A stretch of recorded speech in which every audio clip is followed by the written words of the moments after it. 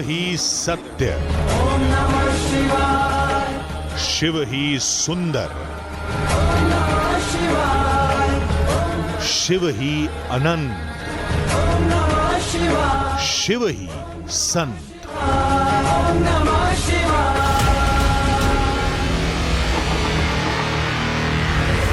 Tumour cancer type की एक गांठ सिर में बताई थी। रोया, मैं खूब रोया, आंसुओं से नहला दिया महादेव को। तो महादेव ने मेरी विनती सुन ली। इतना रोया मैं महादेव की कोली भरकर, जैसे कोई अपने भाई बहन या पिता को अपने एक पिता मान के, अपना मान के मैं इतना रोया महादेव की कोली भरकर। क्या ऐसी गलती हुई, हम तो आपकी भक्ति में लीन थे, तो ऐसी चीज़ें हमें क्यों देखने को मिल रही हैं। तो महादेव की ऐसी दया दृष्टि हो जाती है, अगले दिन जो रिपोर्टें आती हैं वो सारी ही नॉर्मल आती हैं, सच्चाई है। न ये आवाजें थमेंगी, न ये कहानियां खत्म होंगी।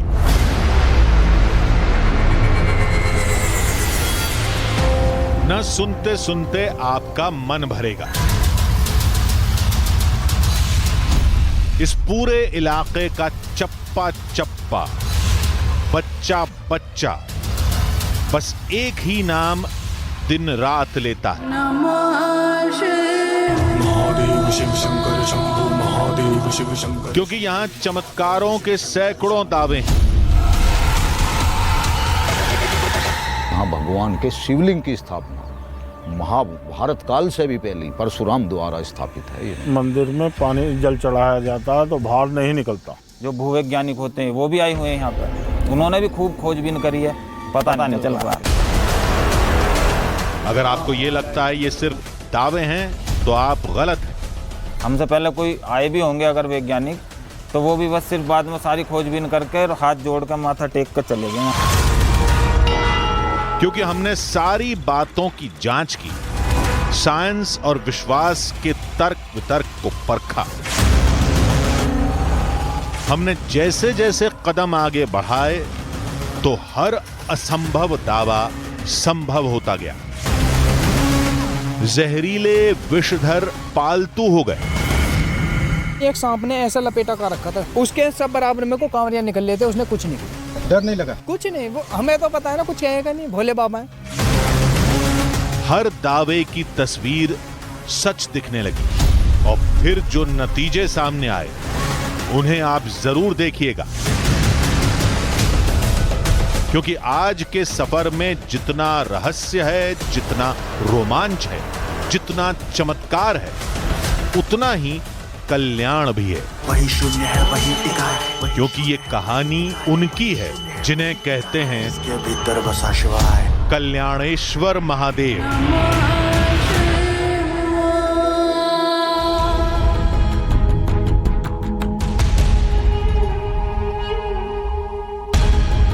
आधी हकीकत आधा फसाना। भगवान शिव का एक चमत्कारी धाम, और चमत्कारी भी इतना कि उसका प्रभाव सिर्फ उस मंदिर तक सीमित नहीं है, बल्कि करीब 15-16 किलोमीटर के दायरे में फैला है। उस शिवधाम के बारे में कई अजब दावे की जाते हैं। एक दावा कहता है कि मंदिर के शिवलिंग पर आप हजारों लीटर पानी डालिए, वो सब पी जाएगा। चंद सेकंड के अंदर जलहरी सूख जाएगी। कोई कहता है नीचे नागों की बस्ती है जो उस पानी को पीकर जीती है। कोई कहता है सुरंग है जो पास बहती गंगा नदी के अंदर निकलती है। लेकिन इस धाम से जुड़े चमत्कारों का दावा यहीं खत्म नहीं होता। अगला दावा सुनेंगे तो आपके पैरों तले जमीन खिसक जाएगी। जनुपुरा के लिए क्या है? हमारे यहाँ सांप कोई काट लेता है तो मुश्किल बचते हैं। कल्याणपुर में क्या है? चमत्कार है बस ये भोले जी का। हाँ, कोई काट लेता है तो मरता नहीं। सोचिए क्या यह मुमकिन है? यानी जैसे एक लाइन खींची गई है, लाइन के इस तरफ एक गांव है, उस गांव में किसी को सांप ने काटा तो मौत तय है। वहीं लाइन के दूसरी तरफ बस आप पैर रख दीजिए, वहां जहरीला नाग भी काट ले तो कुछ नहीं होगा। अब यह दावा है तो असंभव, लेकिन दोनों तरफ के गांव वालों का कहना है कि महीने में 1-2 बार तो ऐसा हो ही जाता है। अब भलाई कैसे मुमकिन है, या फिर मुमकिन है? चलिए पता करते हैं।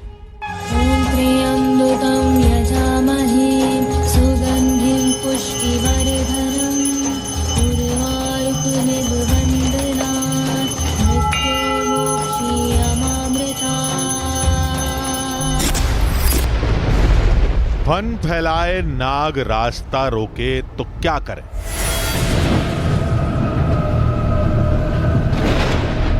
नीलगाय रफ्तार से कुचलने दौड़े तो कैसे बचें? रात की खौफनाक कहानियां सामने आ जाएं तो भागें या मुकाबला करें? हम तो चमत्कार का रहस्य समझने गए थे, लेकिन धाम में तो जानवरों ने घेर लिया। कभी सांप, कभी नीलगाय, कभी तेंदुआ। ये क्या हो रहा था?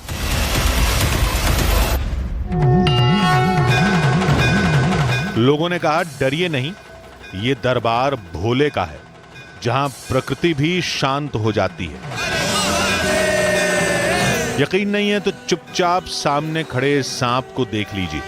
न ये भाग रहा है, न हमला कर रहा है। अपनी ही आंखों पर यकीन न हो तो सरकारी आंकड़ों का प्रमाण आपके सामने है। हमारे इस मंदिर के 5 कोस तक चारों ओर ओला नहीं पड़ा है।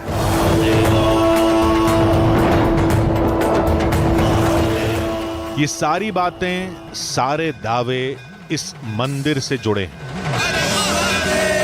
कल्याणेश्वर महादेव, जिसके नाम में ही कल्याण है, उस दया निधान की दृष्टि में क्या होगा?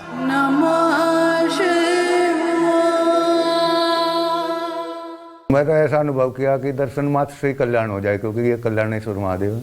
जल का इसका कोई पता नहीं चला। मैंने भी खूब प्रयास करा है, खूब कांवड़ चढ़वाई है, रहा हूँ यहाँ। पुलिस अधिकारियों ने, यहाँ डीएम एसपी भी खूब बड़े बड़े सेठों ने जोर लगाए, पर जल का इसका कोई पता नहीं चला। ये शिवलिंग में ही भगवान नीचे से ही स्थापित है, नीचे ही चला जाता।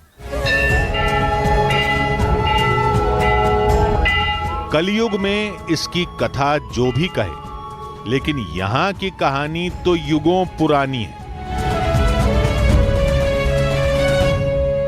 ये 5200 साल पुराना मंदिर है। 5200 वर्ष पुराना है। अब तो शहर है नहीं, पहले जंगल था। ये टोटल जंगल था। पहले गंगा साफ दिखती है यहाँ। हमें उस जगह से जुड़े 3 चमत्कार खींच लाए थे। पहला दावा था, यहाँ पे भूत भी आते हैं रात में। भोलेनाथ जो है भूतों के ही नाथ हैं। यहाँ गुरुजी पूरी रात रहते हैं, और भी आसपास के गांव के आदमी रहते हैं रात में, पर किसी को आज तक कोई नुकसान नहीं है। सब खुश रहते हैं, प्रसन्न रहते हैं। दूसरा दावा कुछ और कहता है। कल्याणेश्वरम जो है, कल्याणपुर के जो भी एरिया है, जितना भी जंगल का, आपको सर्प काटेगा तो कोई विष नहीं फैलेगा, मृत्यु नहीं होगी। और तीसरा दावा वो जिसकी जांच हम सबसे पहले करेंगे। चमत्कारों से भरा ये धाम मौजूद था उत्तर प्रदेश के हापुड़ में। नमस्कार, मैं हूं रवि सिंह। भगवान शंकर का एक ऐसा मंदिर जिसके बारे में कई दावे किए जा रहे हैं। दावा यह किया जा रहा है कि मंदिर के अंदर मौजूद एक ऐसा शिवलिंग जिस पर हजारों लीटर जल चढ़ाने के बाद वो जल कहां चला जाता है पता नहीं चल पाता। नमस्कार, मैं हूं आपके साथ सपना शुक्ला। रवि आपको एक मंदिर के बारे में रहस्य बता रहे थे। जी हां, सच्चाई यही है। और इतना ही नहीं, जहां शिवलिंग हो वहां सांप होते हैं, क्योंकि भोलेनाथ के गले में सांप होते ही होते हैं। तो ऐसे में दावा यह किया गया कि जो आसपास के गांव हैं वहां सांप काट भी ले तो भी कुछ नहीं होता। अब हम इसी की पड़ताल करने के लिए आज आधी हकीकत आधा फसाना की टीम अपनी बड़ी कैमरा टीम के साथ सुबह से लेकर रात तक सच को जानेंगे और तस्वीर आपके सामने रखेंगे। दावे कई थे और वक्त कम। आधी हकीकत आधा फसाना की टीम सीधे मंदिर के अंदर दाखिल हो गई। अंदर पूरा वातावरण भक्तिमय था।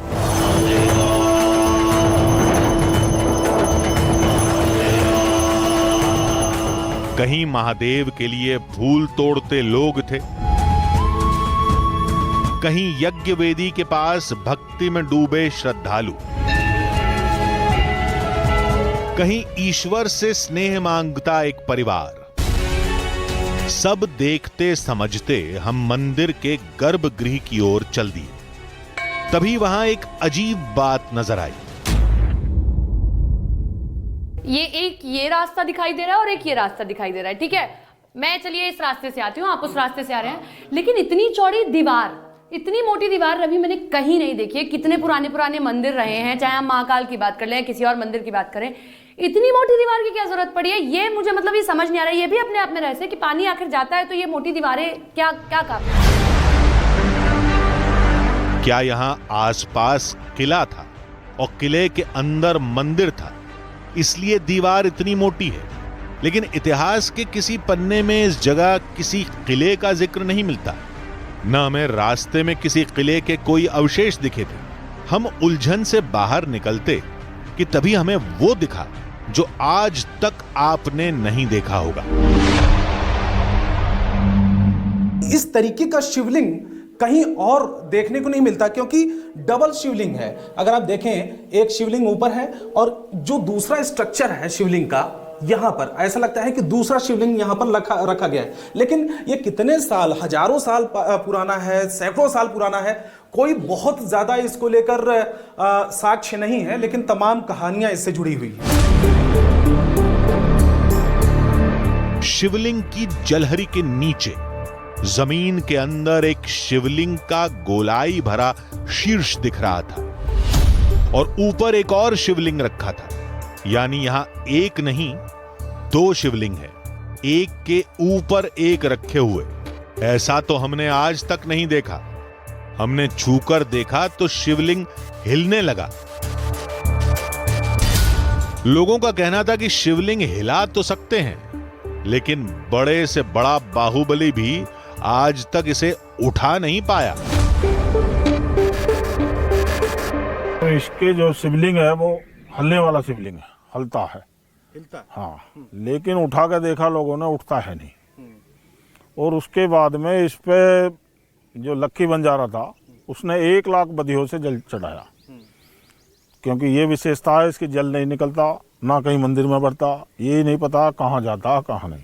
तो शिवलिंग पे हजारों वर्षों से लोग जल चढ़ा रहे हैं, इतना जल चढ़ाते हैं, और मेले उत्सवों पर तो लाखों के लोग में पहुंचते हैं। आप सोचिए, कहीं पानी कंसंट्रेट हो रहा है तो मिट्टी में कटाव करता है, ज़मीन बैठनी चाहिए, उसका वो सिरा बैठना चाहिए, और शिवलिंग को नीचे धंसना चाहिए, लेकिन इस प्रकार की कोई वहाँ पे कुछ असर नहीं होता। मंदिर के अद्भुत रूप और रहस्य में हम मुख्य मकसद तो भूल ही गए थे। हमें तो यह पता करना था कि शिवलिंग पर चढ़ाया गया जल कहां जाता है। अब मैं आपको लाइव तस्वीर दिखा रही हूँ। ये देखिए, ये जल चढ़ाती हैं और ये पानी कहीं तो थोड़ा बहुत भी ठहरना चाहिए था, लेकिन पूरी, अगर मैं इसे कहूँ आम भाषा में, तो ये नाली इस तरीके से बनाई जाती है, यहाँ से पानी चला जाता है, ये इस तरीके की ढलान बनाई जाती है, लेकिन पानी कहीं ठहरता नहीं दिख रहा है। तो ये जो हमारे सामने निकल कर आया, ये तो खैर इन्होंने 1 लोटा जल चढ़ाया रवि, हम इसकी पड़ताल ऐसे करेंगे कि हम यहाँ पर 2-3 बाल्टी कम से कम जल चढ़ाएंगे, ताकि हमें सच्चाई यहाँ दिखाई दे। महिला ने थोड़ा पानी चढ़ाया था, हमें लगा पानी वहां बनी नाली से बह गया होगा। मैं अब इसको दिखाती हूँ आपको, कि आप कहेंगे नहीं नीचे हो सकता है कोई रास्ता हो, कुछ हो। ये देखिए, यहाँ ये मेरी उंगली नीचे तक जा रही है, ये देखिए, यहाँ तक मेरी उंगली नीचे यहाँ तक जा चुकी है, अभी भी मुझे नीचे गैप दिख रहा है। तो क्या कुछ नीचे भी है? ये भी एक बड़ा वो है। देखिए, इतना तक मेरी उंगली गई है, यहाँ नीचे तक मुझे दिखाई दे, यहाँ पानी होगा। जो राज सदियों से तमाम कोशिशों के बाद नहीं खुला, वो उतनी आसानी से नहीं खुलेगा। सबसे पहले हमें कल्याणेश्वर महादेव को समझना होगा। शायद उनकी कहानी में ही सारे रहस्यों की चाबी छुपी हो। यहाँ एक सहस्रा भाव नाम का राजा था और परशुराम के पिता यहाँ तपस्या करते थे। उनके पास एक कामधेनु गाय थी। उस सहस्रा भाव दल बल के साथ यहाँ ठहरा। महाराज से भोजन के लिए, जो महात्मा परशुराम के पिता थे, उनसे भोजन की व्यवस्था के लिए गई। उन्होंने, मैं तो इस वन में अकेला रहता हूँ, पर मेरे पास एक कामधेनु गाय है, तुम्हारी मैं फौज की व्यवस्था कर दूंगा। उन्होंने कामधेनु से मांगा, जो भी उन्होंने मांगा उन्होंने दे दिया। सहस्रा भाव के मन में बद्यांती आई और वो परशुराम के पिता की गाय को लेकर जबरदस्ती लेकर चला गया। परशुराम को जब पता चला तो उनका परशुराम का और सहस्रा बाहु का युद्ध हुआ और सहस्रा बाहु को हराया कर भगवान परशुराम उस गाय को छुटा कर लाए। और महात्माओं के अनुसार बताई हुई बता रहा हूँ आपको, फिर यहाँ भगवान के शिवलिंग की स्थापना महाभारत काल से भी पहले परशुराम द्वारा स्थापित है। ये मान्यताओं के मुताबिक त्रेता युग के इस मंदिर में स्वयं शिव बसते हैं और इसका रास्ता नागलोक तक जाता है, जिसकी वजह से मंदिर में रोज सांप देखने को मिलते हैं। इसके नीचे एक बहुत पुराना कुआं है। इसमें आप 1000 लीटर, 2000 लीटर, 10,000 लीटर रात दिन भी पानी चलाएंगे तो वो नीचे पाताल में चला जाएगा। इस शख्स की बात माने तो मंदिर के अंदर सैकड़ों फीट गहरा कुआं हो सकता है और शिवलिंग में डाला गया पानी उसी में समा जाता है। लेकिन हजारों साल से जल अर्पण किया जा रहा है, उस सूरत में कुएं को अब तक भर जाना चाहिए था।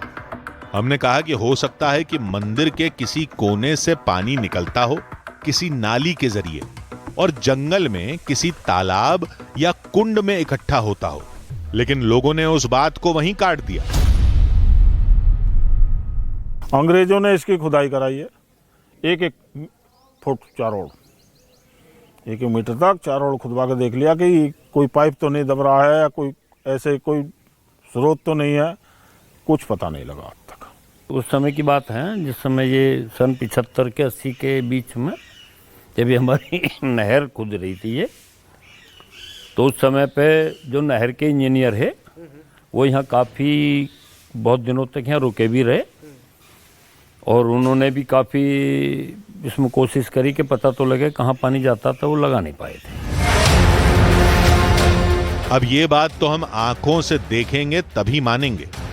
लोगों ने कहा आप क्या करेंगे, अंग्रेजों की तरह न जाने कितने आए और कल्याणेश्वर महादेव के आगे नतमस्तक होकर गए। छोटे मोटे जैसे राजा हिरण्यकश्यप करे उन्होंने अपने घोड़ों से जल मंगवाए कर और इस पे डलवाए कर देखा, इसका फेर भी पता नहीं चला। और गंगा जी यहीं बहती थी, यहीं से हटता हटता यहाँ से 6 किलोमीटर दूर चली गई हैं। यहीं गणमुक्तेश्वर गंगा मंदिर के पास ही गंगा बहती थी। ये तो एक अखंड वन था, गंगा का क्षेत्र रहा। बुजुर्ग साधुओं ने कि वो कुआं का स्रोत गंगा से मिला हुआ था। हाँ, ये बात हो सकती है। हमें लगा कि हो ना हो, जिसने भी मंदिर बनवाया उसने शिवलिंग के नीचे से गंगा जी या नहर तक सुरंग बनवाई होगी और सारा पानी उसी सुरंग के जरिए नदी के पानी में मिल जाता होगा। नागलोक और कुएं का पता करना मुमकिन नहीं था, लेकिन पानी का रास्ता जानने की कोशिश हम कर सकते थे। हमने लाइव टेस्ट शुरू किया। सबसे पहले हमने मंदिर के हैंडपंप से 2 बाल्टी पानी भरा, फिर मंदिर के अंदर पहुंचे। पहले हमने लोटे से पानी चढ़ाया, लेकिन पानी कहां चला गया पता नहीं चला। एक जगह आप देख रहे होंगे ये जो गैप उस साइड में, वहां तक पानी नहीं जा रहा है, वो सीधा सीधा अंदर चला जा रहा है। लोटे से काम नहीं बना तो हमने सीधे बाल्टी से पानी डालना शुरू किया। अब मैं लोटे भर के नहीं, अब मैं पूरी 1 बाल्टी पानी, इतना पानी है देखिए मेरी बाल्टी में, और मैं पूरी 1 बाल्टी पानी पूरा इस शिवलिंग पर चढ़ाती हूँ। और ये कहाँ जाएगा, जरा कैमरा पर्सन इस पर ध्यान देते रहे। ये देखिए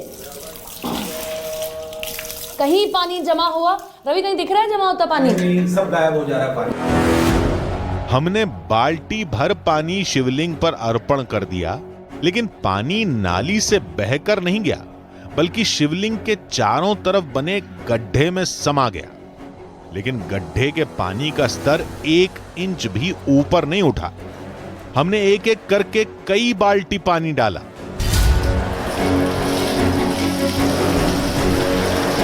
यह भी मुमकिन था कि पानी मंदिर की किसी दीवार से बाहर जंगल में जा रहा हो, लेकिन जब तक हम जाएं पानी जमीन सोख ले। इसलिए हमने पंडित जी से कहा कि वो लगातार पानी डालें, वो भी पाइप से, और हम बाहर जाकर देखेंगे कि पानी निकल रहा है या नहीं। आपके सामने ये देखिए कि 2 बाल्टी जल हमने चढ़ाया है शिवलिंग पर और अब पंडित जी खुद अपने हाथों से पाइप के जरिए जल चढ़ा रहे हैं। इलाका बहुत बड़ा था और वक्त कम। आधी हकीकत आधा फसाना की टीम 2 भागों में बट गई। रवि मंदिर के पीछे पहुंचे।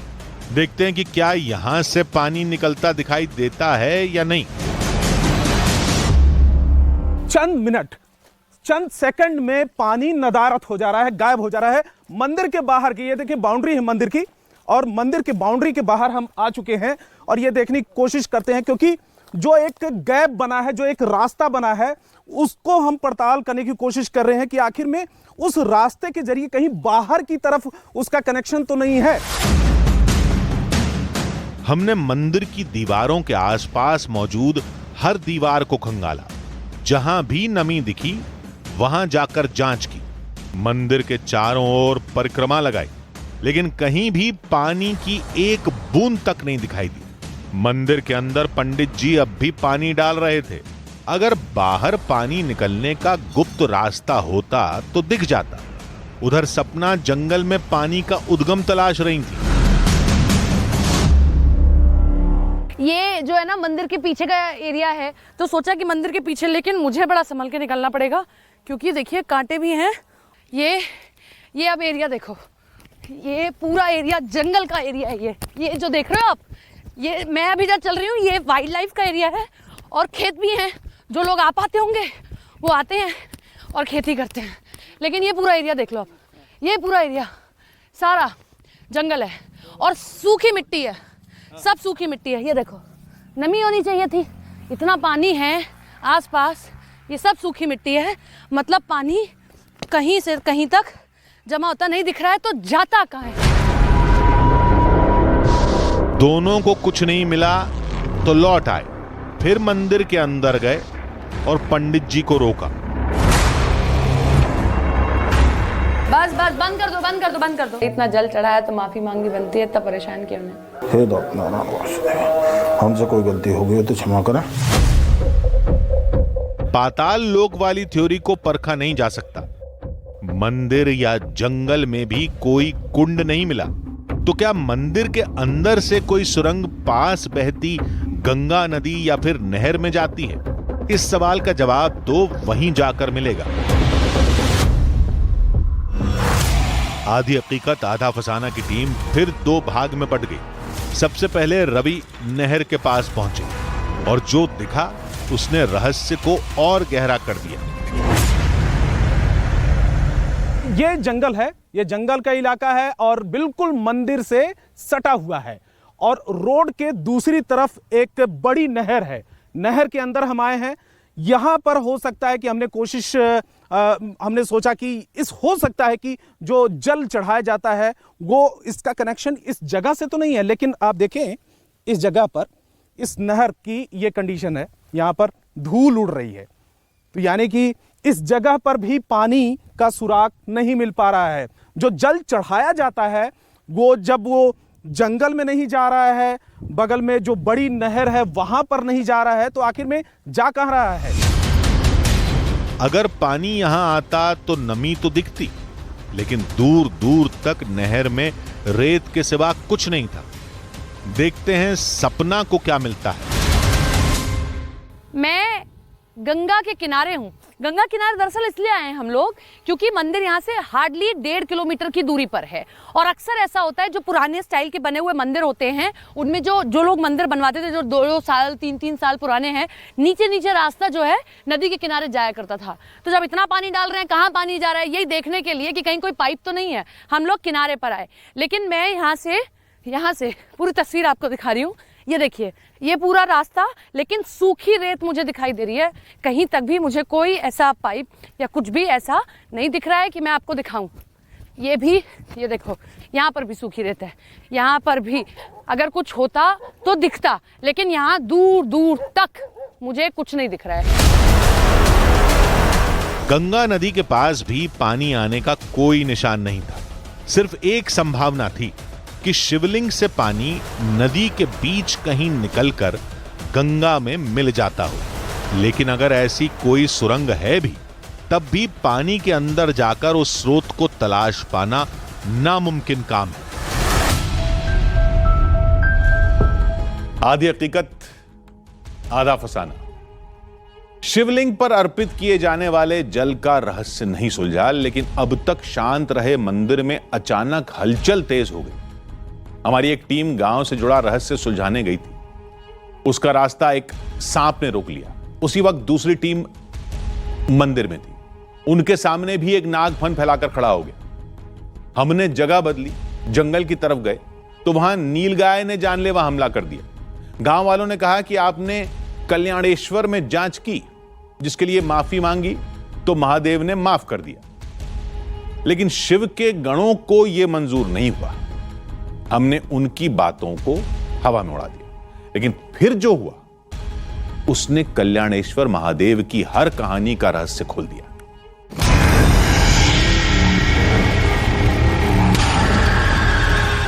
कल्याणेश्वर महादेव से जुड़े अब भी कई रहस्य हमें सुलझाने थे। उसका दूसरा सबसे बड़ा रहस्य कल्याणपुर गांव में छुपा था। हमने गांव में जिससे भी बात की, सबने वही बात दोहराई। पहली बात तो काटते हैं यार, काटा भी है तो यहाँ उनका सर्प नहीं, मतलब कि जहर नहीं चढ़ता, किसी को मरता नहीं है कोई भी। आसपास के एरिया में अगर आपको बिल्कुल बिल्कुल ऐसा नहीं है। हाँ जी। अब सवाल यह था कि इसे परखा कैसे जाए। तो हम टहलते टहलते दोनों गांवों की सरहद पर पहुंच गए। हम सोचते समझते कुछ जांच करते, उससे पहले ही हमें कुछ दिखा। वो नाग था, काला नाग। रास्ते में बैठा था, हमारा रास्ता रोके, जैसे हमारे आने का ही इंतजार कर रहा हो। अमूमन सांप इंसानों को देखकर भाग जाते हैं या खतरा देखकर हमला करते हैं, लेकिन वो सांप चुपचाप फन फैलाए बैठा था। शायद यहां उसका बिल होगा। तभी हमें कल्याणपुर का एक शख्स दिख गया। उसने हमें बताया कि हम कल्याणपुर और जनुपुरा गांव की सरहद पर ही खड़े थे। इस इलाके में लोगों को अक्सर सांप नजर आ जाते हैं और मेरे सामने आप देखिए कि एक सांप है, नाग है, जहरीला है। और लेकिन सबसे बड़ी बात यह है कि भगवान शंकर कल्याणेश्वर मंदिर उस तरीके का वरदान है कल्याणपुर के गांव के लोगों को। अगर गांव के लोगों को ऐसा कहा जाता है और दावा किया जाता है कि अगर उनको सांप काट लेता है तो कुछ नहीं होता, लेकिन बिल्कुल बगल में ही जनुपुरा गांव है, वहां के लोगों को अगर काट लेता है तो उनकी मौत निश्चित है। गांव के भी लोग हैं हमारे साथ में। क्या इस तरीके का दावा है? क्या किया जाता है दावा?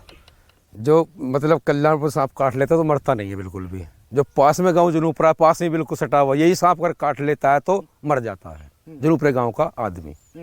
ऐसे बहुत सारी घटनाएं हुई। हाँ, बहुत घटनाएं हुई हैं। हाँ। कल्याणपुर कभी नहीं मरा कोई भी सांप काटा हो, कोई नहीं मरा कभी भी। और जनुपुरा का कभी नहीं, हमारे हुसूमत तो कभी नहीं मरा ये। अच्छा। हाँ जी, जनुपुरे में तो मर गए। हाँ, काटे, काफी काटे हैं। हमारे घर में 2 काट रखे हैं। हमारी माता काटी। जब काटा तो क्या हुआ था? बस जहर चढ़ा था, फिर ले गए, बस सही हो गई। अच्छा। हाँ, बस डॉक्टर के पास ले जाते हैं? हाँ, डॉक्टर के पास ले गए। यानी जो लोग सांप काटने से बचे, उन्हें तो डॉक्टरी इलाज ने बचाया। इससे चमत्कार कैसे साबित होता है? और यह बात तुरंत साबित भी हो गई। आपको डर लग रहा है? बैठिए जरा। हाँ, मुझे डर लग रहा है। डर लग रहा है? हाँ, डर लग रहा है। लेकिन आप तो कल्याणपुर गांव के हैं, आपको बैठिए जरा। विष तो है ही, फिर भी विष तो इसके अंदर है ही। मतलब जहर तो चढ़ता ही चढ़ता है, मरता तो नहीं है, पर जहर चढ़ जाता है। उस शख्स ने कहा कि मौत नहीं होगी, लेकिन जहर से दर्द तो होगा, कोई अंग भी बेकार हो सकता है, इसलिए वो डर रहा था। हम बात कर ही रहे थे कि तभी सांप एक दिशा में चल दिया। तो ये देखिए यहाँ पर सांप है, बिल्कुल मेरे पास में 2 फीट की दूरी पर सांप है। और इस तरीके से कहा जाता है कि यहाँ पर अक्सर सांप नजर आ जाते हैं। मुझे डर लग रहा है, सांप बिल्कुल जा रहा है जनुपुरा गांव की तरफ। सांप एक खेत से रेंगते हुए जनुपुरा गांव में दाखिल होकर रुक गया, जैसे कोई इशारा कर रहा हो। वहां हमारी मुलाकात जनुपुरा गांव के एक शख्स से हुई। क्या सांप काटने की वहाँ पे घटनाएं हुई हैं? हाँ, हमारे तो यहाँ ऐसा है कि जैसे सांप काटता है तो निश्चित ही बचता है। लेकिन अब मैं जैसे इस गांव में हूँ, कल्याणपुर गांव में, मैं यहाँ नाच देने आया था भोले बाबा के चरणों में। तो यहाँ पर ऐसा है, अगर मुझे सांप ने काट लिया तो मैं बचूंगा नहीं, लेकिन अगर इनके गाँव को काट लेगा तो ये मरेंगे नहीं। ये भोले बाबा का शुरू से ही वरदान है। तो अगर हम यहाँ पर हम भोले बाबा की पूजा भी करने आते हैं, लेकिन ऐसा है अगर हमारे यहाँ सांप कोई काट लेता है तो हम मुश्किल बचते हैं। लेकिन कल्याणपुर को यह वरदान मिला हुआ है, अगर यहाँ कोई भी सांप किसी भी प्रकार का हो, अगर काट लेता है या डस लेता है, कुछ भी मान लीजिए, तो उसे कुछ नहीं होता। सैकड़ों साल से चली आ रही कहानियां लोगों का विश्वास बन जाती हैं। हमने ये बात कही तो उस शख्स ने आंखों देखी एक कहानी सुनाई। घटना मेरे सामने हुई थी, हम बैट बॉल खेल लेते हैं यहाँ पे। तो ये पीछे भाग गए इकट्ठे का। इसमें एक लड़का बॉल ढूंढने के लिए गया, तो उसके 3 बार डंक मारा था सांप ने। उसके खून निकला, उसके बाद में उसे कुछ नहीं हुआ। यानी कि कल्याणपुर में काटा? हाँ, कल्याणपुर में काटा था। अगर ये जनुपुरम काटता तो मर जाता, वो तो सीधी सी बात है। कितनी घटनाएं हुई होंगी ऐसी? मेरे हिसाब से तो हमारे सामने तो रोज महीने में 1-2 आती रहती है सुनने के लिए। अपनी बात साबित करने के लिए उस शख्स ने एक और घटना सुनाई। मेरे सामने की एक घटना थी, मैंने कांवड़ लेकर आया था हरिद्वार से। तो सामने में मैं कांवड़ चढ़ा, तो इस ये जो किवाड़ है मंदिर का द्वार, इसमें ही एक सांप ने ऐसा लपेटा कर रखा था। उसके सब बराबर में को कांवड़िया निकल लेते, उसने कुछ नहीं कही।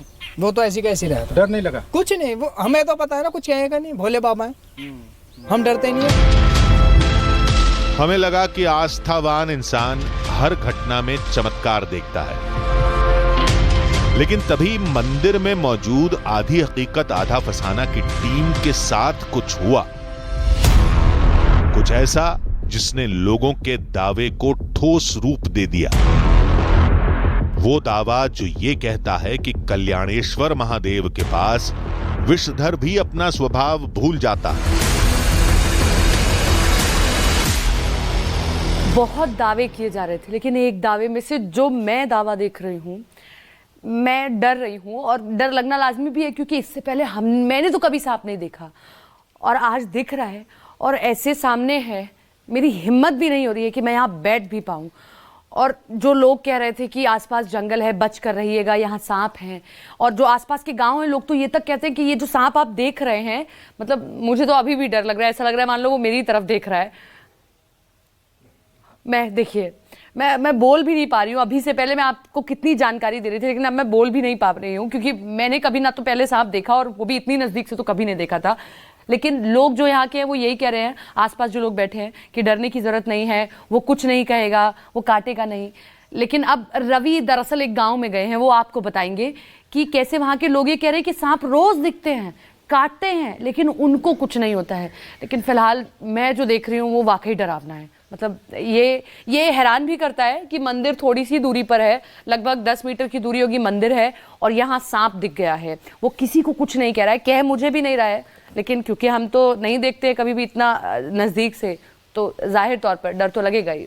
लेकिन ये वाकई हैरान करने वाला एक दावा है। सांप वहां काफी देर मौजूद रहा। सतर्क होता तो फन फैला लेता, नहीं तो आराम से बैठा रहता।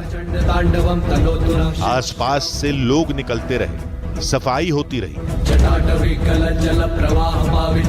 लेकिन ना लोगों को उससे डर लग रहा था, न सांप किसी को देखकर भाग रहा था या हमला कर रहा था। हम भी काफी देर तक ये समझने की कोशिश करते रहे। सपना को लगा कि एक बार रवि के पास जाकर मदद करें। रवि तक पहुंचने के लिए हमें इस जंगल से होकर गुजरना था। ये देखो कितना घना जंगल है।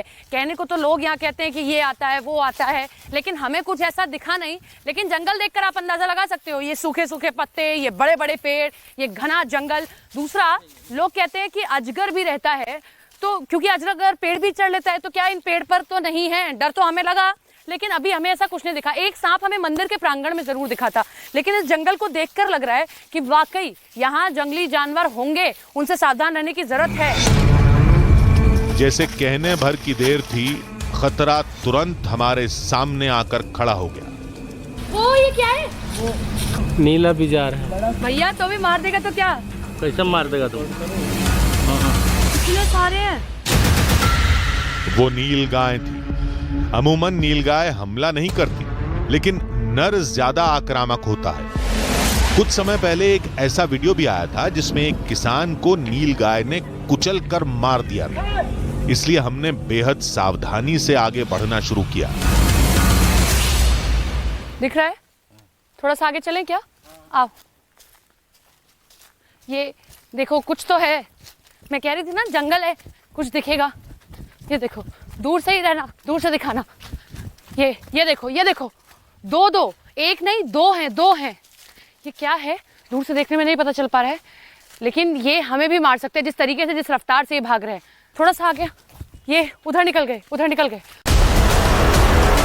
हमने मौका अच्छा देखकर रास्ता पार करने का फैसला किया, लेकिन उन्होंने हमें देख लिया। चलो, ये धरी आ रही। लेकिन अचानक वो हुआ जिसकी उम्मीद नहीं की थी। एक नर नीलगाय हमारी तरफ दौड़ा। भागो, निजाम भागो। हम भागते रहे, पीछे मुड़कर नहीं देखा। फिर अचानक वो नर पेड़ों के झुरमुट में कहीं गुम हो गया। कहाँ? हम बाल बचे थे। हम मंदिर लौट आए। थोड़ी देर बाद रवि भी गांव से लौट आए। वक्त गुजरा, रात हो गई, फिर पूजा शुरू हुई। दीपों की रोशनी और घंटे घड़ियालों की ध्वनि में मन का सारा शोर शांत हो गया। सारे सवाल शून्य हो गए। मंदिर का पानी कहां जाता है? सांपों का जहर निष्प्रभावी होता है या नहीं? सांप क्या यहां पालतू बन जाते हैं? ऐसे सवाल बेमानी से लग रहे थे। लगा कल्याणपुर का रहस्य अगर चुप रहकर प्रकृति और इंसान के इस अद्भुत संबंध को चमत्कारी कहता है, तो ये चमत्कार 100 सच से भी बड़ा है।